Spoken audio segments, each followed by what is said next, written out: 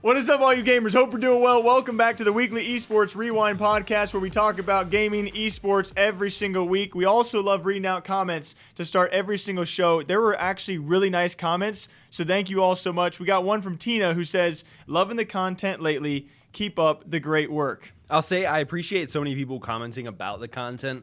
It makes it feel like a discussion, which is nice, but this has nothing to do with that. MG Davis says, Lucky, lay off the biceps and the triceps. Hit the shoulders, homie. Join the shoulders gang. That's what you're for. Come on, man. All right, thank you for those amazing comments. Hope you guys can leave some more. As per usual, let's hop into the stories. Something we just got to talk about is the movement going on in the streaming sphere with a lot of players and some pros out there. Warzone seems to potentially be meeting its end, which I don't think anyone is surprised by. I think, if anything, people are surprised it lasted this long, not just from cheating and hacking, but all the number of issues inside the game as well, which has finally led a lot of top names to make the switch to another game that's on the rise yet again, so it seems, with Apex Legends. We had Nickmercs kind of taking a step back. Shortly there followed after was TimTheTatman and many others, and within a couple of days, they're already doing just fine on viewership, with Apex Legends even surpassing Warzone by a lengthy margin. I feel like if you go back and look at all of our podcasts, probably every week we had a topic about Warzone hackers, Warzone something. 100%. People ranting about it, being angry. And so then this week, finally, I'm kind of interested to go back and look at how many weeks in a row we had those problems going on. You don't need to. That's fine. And then finally this week, we had multiple videos about big names day after day quitting the game and finally having that last draw of, man, I don't want to play this anymore. I just do not enjoy this game. In the state it's in, I load into a lobby and immediately have a hacker in my first game. And so, no, I'm not going to play it anymore. I'm just going to switch to Apex, which seems to be doing pretty well right now. Given the state of Warzone right now, with how bad cheaters are, it's tough to play the game. It's hard to stay motivated. So what I decided to do was try something new. And essentially what we're going to do here, based on the feedback we got on more TimTheTatman, we're going to try an Apex Legends video on the main channel. Now, I understand a lot of you are probably going to say, Tim, I watched the video for you. I don't care what game you play. And I want you to know I love you. But needless to say, I understand this is not everyone's cup of tea, but this right now is a fun game that me and some of the boys are playing, and something I want to share with y'all and see genuinely how you feel about it. What you're going to see in this video is the new season 10 of Apex Legends. We'll go through everything: battle pass, new legend, very similar to what I do with Warzone on update days, but for Apex. Play Warzone. I'm not playing Warzone, so be all that you can be over on the Warzone side of tyranny. What are you what's going to be on your main channel today? Anything? Yeah, then I'm quitting Call of Duty. Is it really? Yeah, and I am. I'm not uploading that shit anymore. I'm not playing it. Yeah, and it's also an interesting period, though, because you have a lot of big names who probably can afford that kind of switch. You're left feeling kind of bad. With the state of Warzone as it is, I feel the worst for the pro players, and I feel bad for the middle tier streamers who made the switch from Fortnite or from Call of Duty, as there are several pro players who made that switch, who maybe could have been in the CDL or could have been in Challengers or could have had a decent salary there. They take that risk on a Twitch stream and to be a pro player in Warzone just to find out that they don't really care about you and your future, which has already been impacted throughout their careers as Warzone pros. We've had several streamers and pro players complain about their prize earnings being impacted in these events by what happens with hackers that have been in tournaments, that have been in events as well. Those are the people that I feel bad for. I agree with that. It's going to be interesting to see what happens to those people with their organizations. Like, I first thought, like, Tommy, you get signed as a Warzone player or content creator for that organization. What happens when your game's unplayable? I think personally, and this is kind of just off the top of the noggin, with how Fortnite is still a prevalent game. It still does well with events. And now you have Warzone, and now you have Apex Legends returning a little bit. You could have Halo in the future and others. I think we're going to see what happened with Cloaksy and 72 Hours in their weird transition period from Fortnite to Warzone, as these organizations are going to kind of flexibly hire or sign these guys as Battle Royale professionals. So they can make that switch for content and also be pretty competitive in those fields. And I think we're going to see professional Battle Royale streamers and players have that kind of flex role. I don't know, though, if they're going to be successful if we keep seeing things like cheaters advertising their cheats and hacks underneath Raven Software's own tweets. If you're to that degree, the point where they're tweeting and then immediately responds, hey, that's not working, but our hacks work great, then how can you expect to have a career in that field? It is so crazy, and I'm sure a lot of you guys listening it came from different games. I came from CSGO, and we both came from RuneScape. I just can't imagine Jagex or CSGO/Valve tweeting, like, here's an update for the game, or here's an update for all of you guys, and right underneath it, smack dab underneath it, is a cheat developer saying, hey, what's up, guys? Like, they can't stop us. Right. I don't know. It's just kind of mind-blowing. I think a lot of people were on that same page. You saw many people were responding to it. It's hard to believe. Like, how is that? How do they not shut them down after that in some capacity? But don't worry, guys. They blocked him on Twitter, so everything is fine. Raven Software finally took action. Oh, my goodness. It's just a crazy, crazy state. That's why we got to talk about it. This impacts so many streamers, so many pros, and so many Battle Royale players across several titles. So it's going to be a crazy whirlwind to see where everyone does go for now, and then when Halo releases, where they go again, and then when all four are possibly out and we have a handful of Battle Royales, where everyone settles and which one actually takes over as the number one. So what do you guys think? Battle Royales are here to stay, so it seems, and the streamers, where are they staying? We'll find out soon. I got a big old story out there that actually has not been released at the point of us recording, but it's a big one in the CSGO space, a confusing one on the timeline as CSGO continues to be spicy, which we do appreciate when some games have a little bit of drama. I'm not sure some people are going to appreciate this one. It's actually a former heroic coach from the Counter-Strike space known as Hunden. He was commonly referred to as God Hunden, a very, very well-known player for the time being, up until it was actually last year with the spectating bug, the coaching bug in CSGO, which implicated dozens of CSGO coaches. He was one of them. Initially handed a 12-month ban for participating in this coaching bug, which was, against the rules, by the way, taking advantage for your team, as the accusations were. That 1-year ban was later reduced to 8 months. As you can imagine, though, as a coach, that's a long freaking time to not have a job. Heroic did him a favor and kept him on the inactive roster. They kept him around for the time being. Up until recently, just last week, it's actually Hunden first making statements, as there were rumors surfacing that he had shared part of the team's strat book with someone outside of the team ahead of a big CSGO event. He addressed those rumors and said it's not true. He only shared anti-strat material. And then Heroic the next day says, nope, that's not the case. You shared confidential team information to a player or an individual for a different team right before ESL Cologne.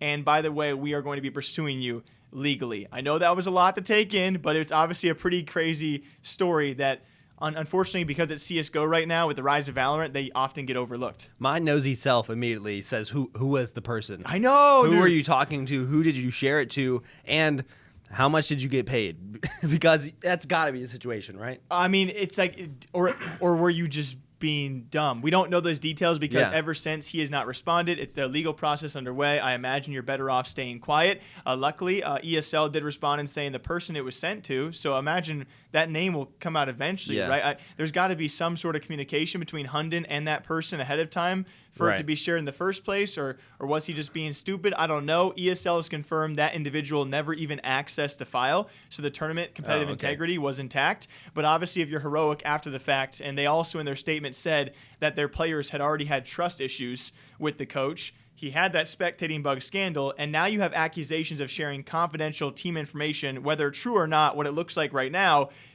is someone ending their Counter-Strike career in possibly the worst way ever. I was going to say, what a slippery slope this guy has gone down.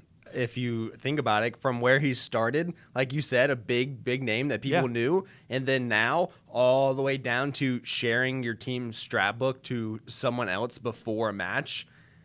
That's just bad look. And again, there's always two sides. We wait for other details, the full investigation, because Hunden did clarify. He's like, hey, ESIC, I'm fully cooperating with the investigation, as he should be. So we'll see if there's anything else that can make this somehow not as bad as it looks. But I don't blame public perception, because you have a history. And as it goes on the online or any community out there, when you have a history of betraying people or being a bit scummy, it's going to be harder to convince people to believe you in your side. One more thing to make it even crazier, unless you got something you need. I was going to play devil's advocate, but you can go ahead. Of course, you love doing that, don't you? I do. Even crazier is the rumors that he was going to be leaving Heroic and taking a new contract after his current one was up with Astralis, one of the most renowned names in CSGO history, given all of their major wins. So you have someone not only imploding their career, but imploding an incredible opportunity to make a lot of money too. My devil's advocate here was saying, what if someone just goes on his PC, sends a file, they want to get rid of him? Say, I want him out of here, send a file. Hey, you don't open this file, but I'm going to send it anyways. I'm going to implicate him. And he says, what? I didn't know anything about this. And they say, no, yes, you did. Look, here's the file. Mr. Heroic is like, okay, he's got a few months left of his contract. We don't want to pay that. Yeah. Access his PC. Heard he's going to Astralis. We don't want him to go to Astralis. Send it to Jimmy over at some team. Jimmy, don't open it. Right. We're going to use it, and it's going to be like, I don't like speculation, because as of what's painted right now, that's not the case. We'll see what more comes out about it, but a CSGO team is now suing their own former coach. If there is someone out there in the esports and gaming space that is just nailing the marketing side of things and certainly has already made a name for himself but continue to do so at such a young age, it's got to be the young JHB. 100 Thieves is well known for their social media presence, their marketing team, and how they go about growing their brand. And someone who's been a great addition for a long, long time and has continued to show us exactly why is someone like young Jermaine. It's just crazy. If you guys don't know, he is an intern, I guess a senior intern at this point, or maybe fired at this point. We don't really know the status of JHB. We know that he makes more than probably both of us ever will in our whole life. We know he's single. We know he is single as well. But what he does is essentially goes on. This is a situation. He went on to 100 Thieves Twitter, official at 100 Thieves handle, because Blackbeard, that is the social media manager for 100 Thieves, decided to go on vacation. He said, man, nothing could really go wrong here. We're going to let JHB take over for a week. I'll be back. Hopefully he doesn't break anything. Then JHB wants to hit 1 million followers while he is in charge of the account for the cred. I mean, that's fair, right? Great resume builder. Yeah, we hit 1 million followers when I was in charge. It's great. But then he changes the @ to 100T JHBs. They lose verification. Then they hit 1 million followers, and the whole thing just explodes overall. I thought the situation was hilarious. What do you think? Is he an idiot or is he a genius? Okay, I feel like at some point you got to be frank. You got to be honest. We all know this was a very elaborate scheme that 100 Thieves is not new to. Some people might forget back in the day when they had the mob, they did the same verification strategy and it worked, right? They tried to verify the mob. One member, I believe it was actually Ava, who was left unverified. And so it was kind of a running joke. But within, I believe, 48 hours, everyone had gotten verified, which is not an easy process unless you have the connections. You get up all those views, all those impressions, the mob goes trending. This was just in such a different capacity.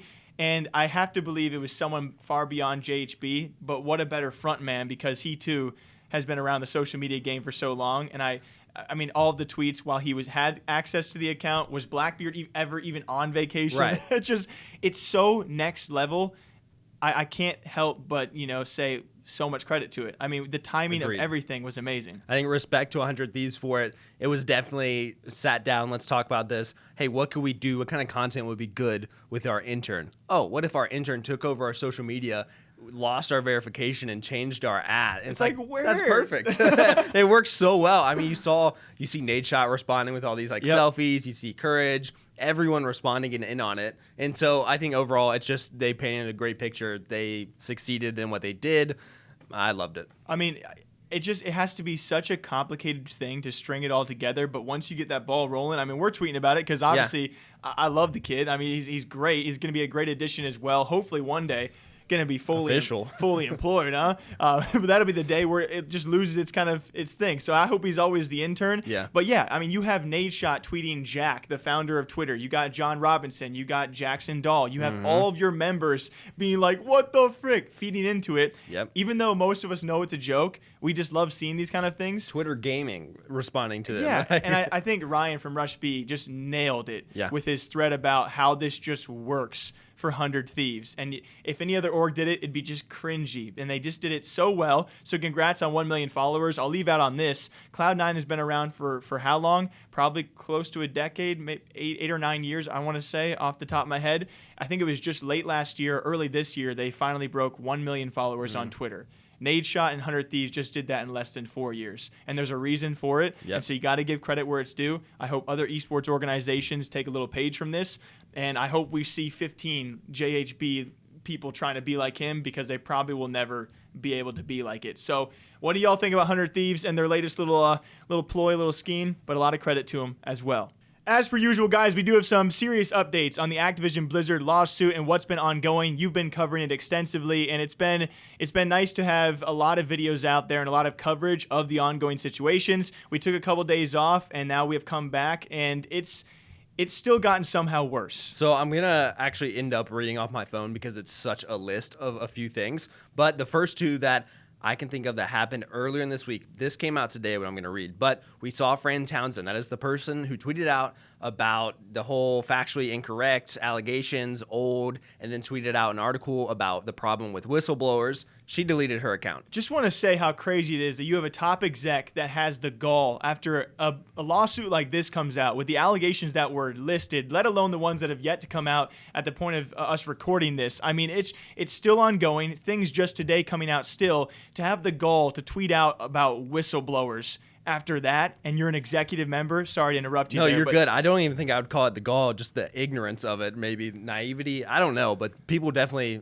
internally must have gotten on her case because her account is now shut down. I imagine they're like, hey, probably don't do that. Yeah, anymore. maybe think about what you're saying. And so we saw that. We also saw they had their shareholders call, which ended up having the shareholders also suing Activision Blizzard for withholding this information about harassment that was going on, which is, I actually think is fair, because if this is going on in a company you've invested in, that you're a shareholder in, and then it comes out and you're like, wait a second, I never would have invested in this if I knew this was going on. Or I wouldn't have held on if I Exactly. knew these were ongoing. Because obviously, if you paid attention, their stocks have not been doing very well because of everything that's going on. Then today we have Jason Schreier with Bloomberg release another article with previously unreported on information, and just a little list of a few things that were in this article. We see executives looking to benefit sexually from fans they saw as groupies because they were so popular as devs.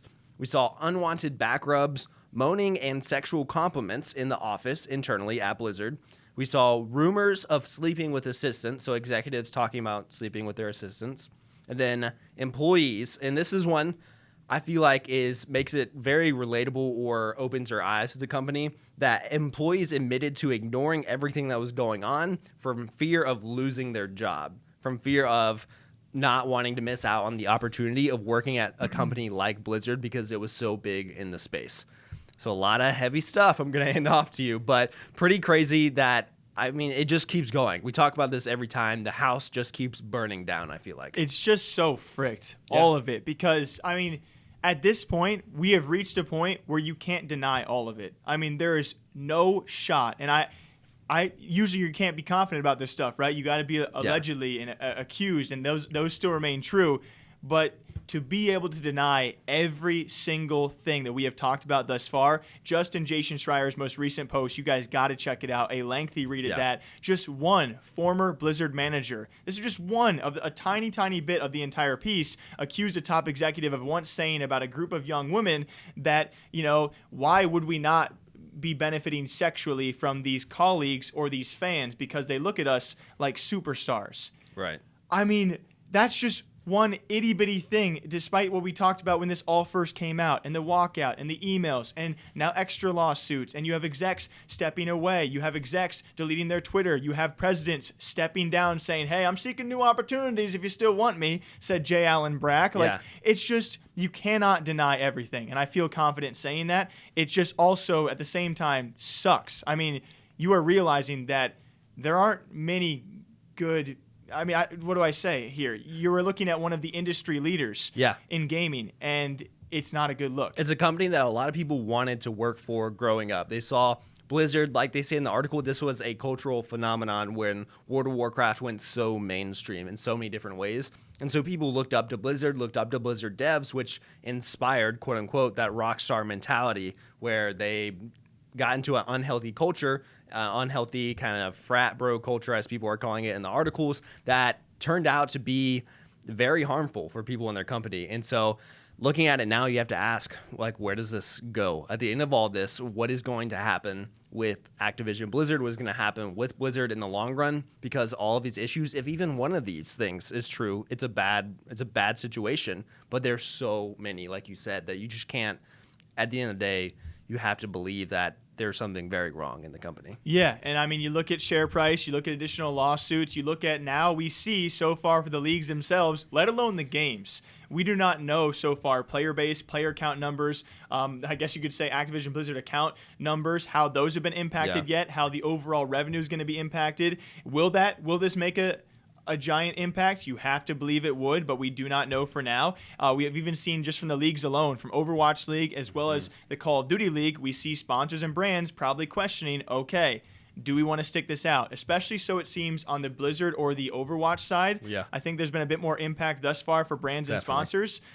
But, I mean, this all has a compounding effect on each other, and where it goes, we obviously do not know. But I would not be surprised by next week we have, again, week-by-week updates on the impacts this is having across Activision Blizzard. So we are sorry to bring you guys bad news week in and week out, but it's so important to talk about the ongoings at Activision Blizzard. Very lastly, can end on a bit of a happier story, that one that I hope that other esports orgs maybe take a note from, that being confirmed by FaZe Banks. I don't know if he should be doing this. We'll see. We'll see. I imagine Hex is not liking this, but still going to be dope no matter what. They're still going to sell out no matter what. That being FaZe Banks confirming a FaZe collab with OpTic Gaming. But what I was gonna, the information I was gonna drop, it isn't some big fucking secret that we have two 360s, but we're doing an official collab with OpTic. FaZe is. What? And it's pretty fucking legendary. It got leaked already. Mike Malak leaked it in one of his videos. He was in the FaZe office. And it was kind of in the background of his video, some of the designs and stuff. But yeah, man, me and Hex linked up. As far as like these esports teams and organizations, especially specific to Call of Duty. And I mean, I don't even know. I feel like we kind of have been, I feel like we kind of started all this shit. You know what I'm saying? OpTic gave us our first big push, and I don't know. I feel like, you know, we've grown into this massive entity, and I feel like it's just a cool move. Just seeing our logos that's an amazing move. I mean, these designs are incredible. Something that was actually leaked several months ago by Mike Malak, always mispronounce his name, as he showed some designs on the back of his stream, and people just have eyes of eagles out there. But now fully confirmed that post CDL champs, we will see a FaZe X OpTic collaboration with at least one piece, if not several pieces of clothing. I guess we do have just a bunch of eagles out there just soaring around. So I don't know. I definitely didn't spot this, but I remember seeing those pictures.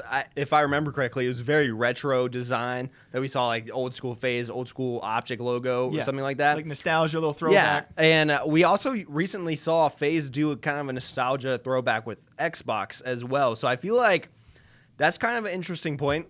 Thinking about this right now, so I'm sorry if this is too crazy, but FaZe seems to be really focusing on that nostalgia because they were so big back in the day. Everyone knew who FaZe was. Everyone saw their trick shot montages. If you played Xbox, you knew FaZe and OpTic, and now they're doing that as well. So it's like their whole kind of temporary branding is, hey, don't focus on what's going on right now or what has been going on. Remember the good old days. Which is wow, dude, oddly genius. You know, like, hey, by the way, throwback with OpTic. But obviously, even with the recent scandal, I think that eyes have already glossed over because of the detachment of Kay and the former manager from FaZe Clan, which, hey, I do believe that side. We'll see if there's a further investigation. FaZe Clan said they're open and willing. More importantly, though, I love this. You know, it's going to, I hate to say it, but, you know, we haven't had to for a while to buy too many jerseys because everyone thinks that we're like just super rich. I'd much rather beg on Twitter and annoy some people and show off a jersey. This is one that I'm going to dip into my own pockets for. I feel like I feel like that's saying quite a bit. I hope I can actually grab one just because when you look back OG wise of esports organizations and humble beginnings, you think of FaZe and OpTic and a few others. And we don't get to see orgs. No, we don't. Partner pretty much ever. Have we seen this before? No, I don't know. I'm trying to think. I don't think I have. I didn't want to say that. But you don't really get to see orgs that collaborate in any space. But for FaZe and OpTic to take a step back and say, hey, we were the giants in this community for a very long time, have a long history. Let's make it a collab. It feels very fan-centric, in my opinion. This is something the fans will enjoy. And like you said, I agree. I enjoy this. I guess I didn't think about it also until now are there any other pairings of esports orgs that could really pull this off? Or need it, because I would then, of course, I would jump to 100 Thieves and OpTic because of Nade Shot Hex. But I don't think 100 Thieves wants to go that route quite yet. They don't need to. They don't really do merch collaborations unless it's Louis Vuitton. Right. Or wait, Gucci. Louis Vuitton. That leaked. Oh, leaked. They all blend together. I'm not a high-end apparel guy, but 100 Thieves does not need those collaborations quite yet. I'm sure it's in the way future plans. But who else could do this? So you're not going to see CLG and Golden Guardians. Let me get a G2 Fnatic collab. Oh yes, Yeah. Thank you. yes. Like that would like that. Right. Besides, like, could you do a Cloud9 TSM or Cloud9 Team Liquid? I don't See, know. even that is not as big of a rivalry, or like they're not known together. That was a as great much, one. so. Yes, when you think of all-time rivalries, you definitely think about that. But then would Carlos bend to that level? I don't think he would. I don't know. For money? Yeah, For money? maybe. Or he'd release his own where it was like mostly G2 and a little bit of A Fnatic. tiny little. No, I don't He know. so would do that. I could see it. I could see him also. He knows what he's doing with marketing and making products. So I could see him if he thought it was valuable enough to do it. Yeah, I mean, either way, it's going to be very exciting to see how this FaZe OpTic collab does work out. Who do you guys think, if there were two other esports organizations who could do something similar, who would you guys think it would be? As per usual, we hope you guys all enjoy the Esports Rewind podcast. That was like one of the more enjoyable ones. I That's a think pretty good one. that was good discussions. But coming out of this, I think I'm hoping to be in. I think we're gonna go apply for internships at 100 Thieves. Yeah, that sounds like the move. Yeah. It sounds like a great time. But we'd have to ditch our girls. Yeah, probably not gonna happen. Yeah, never mind. All right. Until next time, we hope you guys all enjoy. We'll see you back here sometime soon. Bye-bye. Bye, Jermaine.